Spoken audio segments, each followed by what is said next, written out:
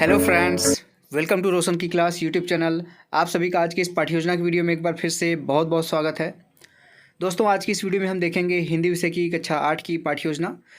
तो पूरी वीडियो ध्यान से देखिएगा। यहाँ पे डिटेल में आप लोगों को पाठ्य योजना बनाना सिखाया मैंने। और अगर वीडियो देखने के बाद आप लोगों को वीडियो पसंद आती है, आप लोगों को अच्छी लगती है वीडियो, तो लाइक बटन पर क्लिक करना मत भूलिएगा।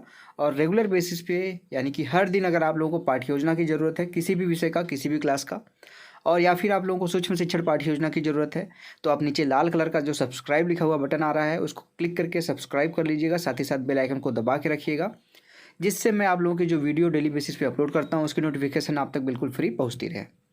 अब देर नहीं करते हैं, चलिए शुरू करते हैं। जिस पेज से आप पाठ्य योजना बनाना शुरू करेंगे उस पेज पे सबसे ऊपर आपको पाठ्य योजना लिखना है।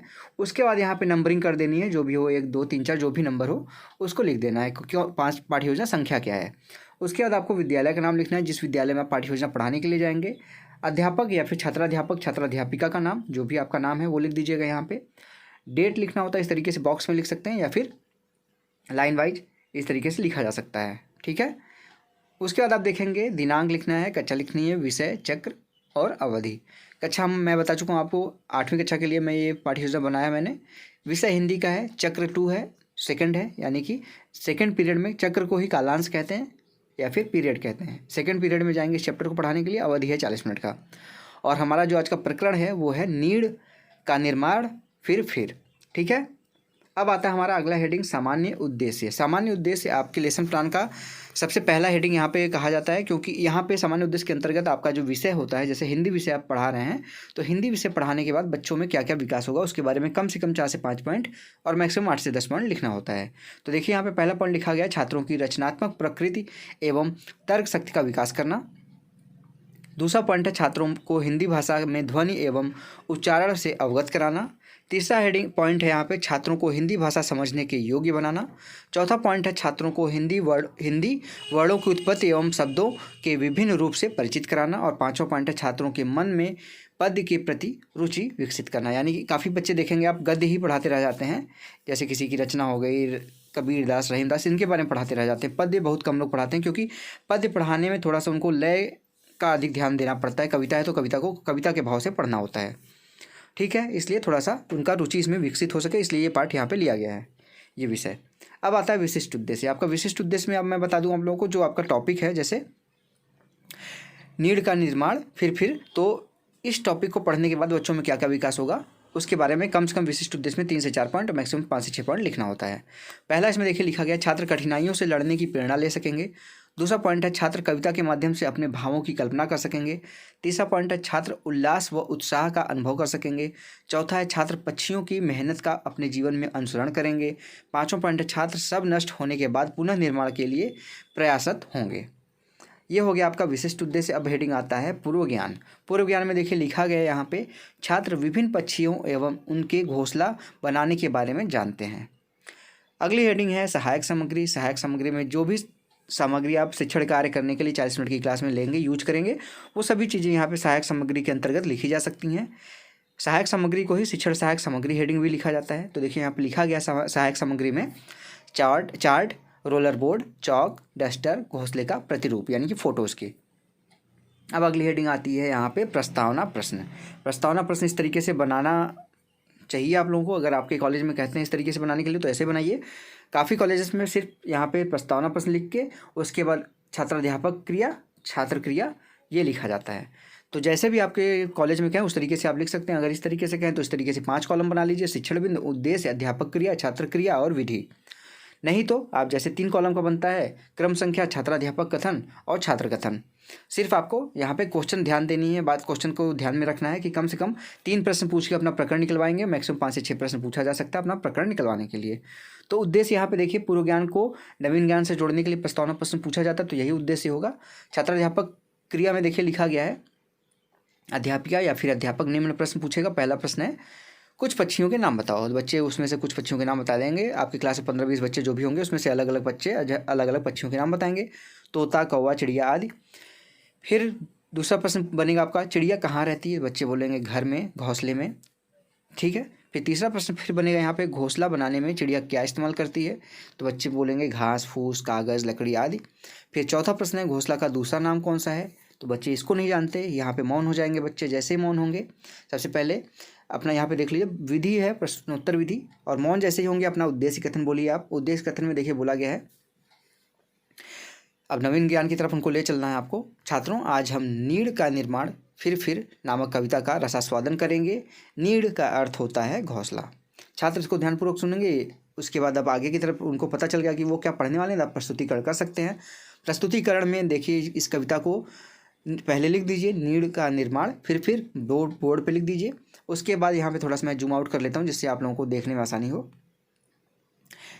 यहाँ पे चिड़िया है, वो घोंसला उसने पेड़ पे बनाया हुआ है, देख लीजिए, ऐसे आपकी पुस्तक में दिया हो गया होगा।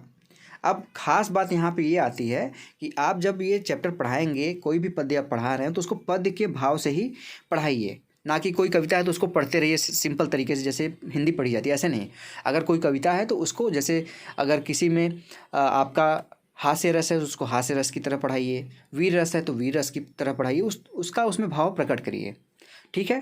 तो यहाँ पे देखिए कविता लिखी गई है, नीड़ का निर्माण फिर नेह का आह्वान फिर बह उठी आंधी की नभ में, छा गया सहसा अंधेरा, धूल धूसर बादलों ने भूमि को इस भांति घेरा, रात सा दिन हो गया फिर रात आई और काली, लग रहा था अब न होगा इस निशा का फिर सवेरा, रात के उत्पात भय में भीत जन भीत कण कण, किंतु प्राची से उषा की मोहिनी मुस्कान फिर नीड़ का निर्माण फिर नेह का आह्वान फिर। इस कविता को इस तरीके से पढ़िए, मुझसे भी अच्छे तरीके से आप पढ़ सकते हैं, बस प्रैक्टिस कर लीजिएगा एक दो बार। उसके बाद इसमें देखिए आदर्श वाचन, शिक्षण बिंदु में हेडिंग लिखिए आदर्श वाचन। उद्देश्य में देखिए शुद्ध वाचन व अनुकरण, यहाँ पे आपका उद्देश्य है। अध्यापक क्रिया में देखिए लिखा गया, अध्यापिका या फिर अध्यापक शुद्ध उच्चारण आरोह व अवरोह के साथ वाचन करेगा। छात्र वाले कॉलम में लिखा गया, छात्र ध्यानपूर्वक सुनेंगे। विधि कौन सी है, ये मौखिक विधि, आप बोल के बता रहे हैं बच्चों को तो विधि मौखिक हो गई। उच्चारण अभ्यास में देखिए लिखा गया है, शुद्ध उच्चारण का अभ्यास उद्देश्य है आपका। अध्यापक वाले कॉलम में लिखा गया, अध्यापक कठिन शब्दों का उच्चारण करेगा या फिर करेगी, छात्र उसका अनुकरण करेंगे, ये शब्द अर्थ विधि है। फिर उसके बाद अनुकरण वाचन है, अध्यापिका छात्रों को शुद्ध उच्चारण व उच्च स्वर में वाचन करने के लिए निर्देश देगी, छात्र उचित लय व आरोह अवरोह के साथ वाचन करेंगे, ये गायन विधि था या फिर मौखिक विधि। भाषा कार्य है, यहाँ पे पद्यांश में आए हुए कठिन शब्दों का निवारण करेगा यहाँ पर शिक्षक, व उनका अर्थ श्यामपट्ट पर लिखेगा, छात्र उसको अर्थ को ग्रहण करेंगे। कठिन शब्द देखिए यहाँ पे श्यामपट्ट पर लिखा गया है। नीड़ का मतलब होता है घोंसला, नेह का मतलब होता है प्रेम, धूलि का मतलब होता है धूल, निशा का मतलब होता है रात, भय मतलब डर, भीत मतलब डरा हुआ, प्राची मतलब पूर्व दिशा, और उषा मतलब सवेरा। भाव स्पष्टीकरण है, पद्यांश का भाव स्पष्ट करना है यहाँ पे आपका उद्देश्य। नीड़ का निर्माण डैश डैश डैश, पूरा पैरा का डैश डैश करके अंतिम पंक्ति लिख दीजिए। इसका अर्थ है, चिड़िया अपने घोंसले को बार बार बनाती है और हर बार आंधी आने पर उसे प्यार से सजाती है। छात्र वाले कॉलम में लिखा है, छात्र भाव ग्रहण करेंगे। फिर उसके बाद आगे का है, जब आसमान में आंधी आती है तो और चारों ओर एकदम अंधेरा छा जाता है और धूल से भरे बादल आकर धरती को ऐसे घेर लेते हैं जैसे कि रात हो गई हो, क्योंकि अंधेरे के कारण रात प्रतीत हो रहा है। विकासात्मक प्रश्न यहाँ पे है, फिर से पद्य का विकास करना, छात्रों के संज्ञान में ज्ञान लाना।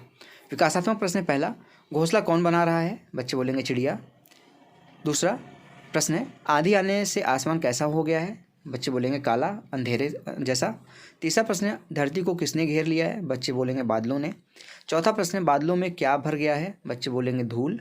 फिर पांचवा प्रश्न है, मोहिनी मुस्कान कहाँ से आ रही है, बच्चे मौन हो जाएंगे। फिर इसका पद्यांश का भाव यहाँ पे स्पष्ट करेंगे, दूसरा पैरा आप पढ़ाएंगे। फिर रात आई से डैश डैश डैश फिर तक। आंधी के समय अंधेरा हो जाता है और जब रात होती है तब ऐसा लगने लगता है कि इस भयानक काली रात की सुबह कभी नहीं होगी। रात के इस भयानक डर से सभी लोग भयभीत हो रहे हैं। ये व्याख्यान में दी थी तो व्याख्यान लिख दीजिए। फिर से देखिए, यहाँ पे चिड़िया का आप चित्र बना के दिखा सकते हैं बच्चों को। चिड़िया ने घोंसला बनाया, आंधी में उड़ गया उसका घोंसला, लेकिन फिर से उस चिड़िया ने घोंसला बना दिया है। प्रत्येक कण इस भयानक रात में भयभीत है, पर पूर्व दिशा में मोहिनी मुस्कान लेकर सुबह आ रही है। जिस तरह प्रत्येक आंधी के बाद पक्षी घोंसले बनाते हैं, वैसे ही सवेरा बार बार आएगा। विकासात्मक प्रश्न फिर से पूछ सकते हैं, रात के घना होने पर कौन डर रहा है, बच्चे बोलेंगे व्यक्ति। दूसरा प्रश्न है, सूर्य किस दिशा में निकल रहा है, बच्चे बोलेंगे पूर्व दिशा में। तीसरा प्रश्न है, धरती को किसने घेर लिया है, बच्चे बोलेंगे बादल ने। बादल कैसे लग रहे हैं, चौथा प्रश्न है, धूल से भरे हुए, इसका आंसर मिलेगा। पांचवा प्रश्न है, मोहिनी मुस्कान लेकर कौन आया, तो बच्चे बोलेंगे सवेरा। ये प्रश्नोत्तर विधि थी तो प्रश्नोत्तर विधि लिख दीजिए। मौन वाचन फिर लास्ट में आप कराएंगे बच्चों से मौन वाचन का विकास करना।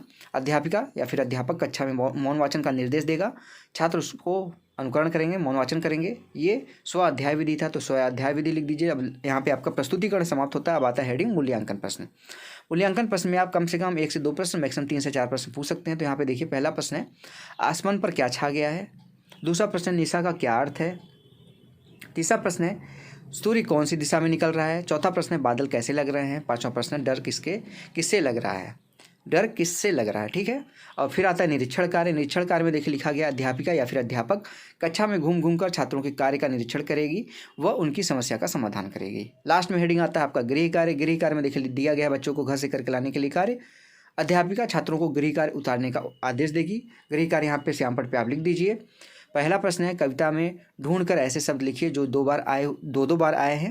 और दूसरा प्रश्न है समानार्थी शब्द लिखिए, जैसे रात का समानार्थी शब्द और दूसरा है सवेरे का समानार्थी शब्द। तो ये था दोस्तों आज का लेसन प्लान। अगर आप लोगों को आज का लेसन प्लान पसंद आया हो तो प्लीज़ ये वीडियो लाइक ज़रूर करिएगा। इस वीडियो को नीचे थम्स अप बटन है उस पर क्लिक करके लाइक कर दीजिए वीडियो को। और अगर आप लोगों को डेली बेसिस पे ऐसे ही अच्छे लेसन प्लान की ज़रूरत है और किसी भी विषय का, किसी भी क्लास का, या फिर आपको सूक्ष्म शिक्षण पाठ्य योजना की ज़रूरत है तो आप नीचे सब्सक्राइब बटन उस पर क्लिक करके सब्सक्राइब करना मत भूलिएगा। साथ ही साथ बेल आइकन को दबा लीजिए, जिससे मैं आप लोगों के लिए जो भी यहाँ पे इन्फॉर्मेटिव वीडियो अपलोड करता हूँ उसकी नोटिफिकेशन अब तक बिल्कुल फ्री सबसे पहले पहुँचती रहे। तो फ्रेंड्स मिलते हैं नेक्स्ट वीडियो में, तब तक के लिए आप लोगों का बहुत बहुत धन्यवाद। जय हिंद, वंदे मातरम।